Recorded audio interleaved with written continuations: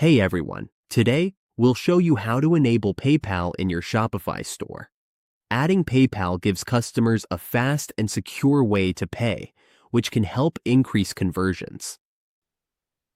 Let's go through it step by step to get everything set up properly.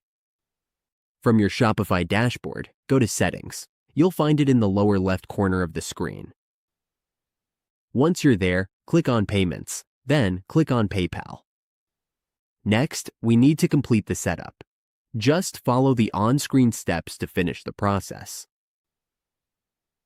You'll be redirected to PayPal. If you already have a PayPal account, simply connect your existing account.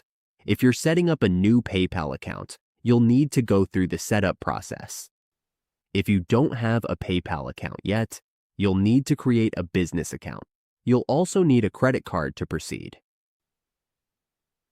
If you already have a PayPal account, just enter your details and agree to the terms.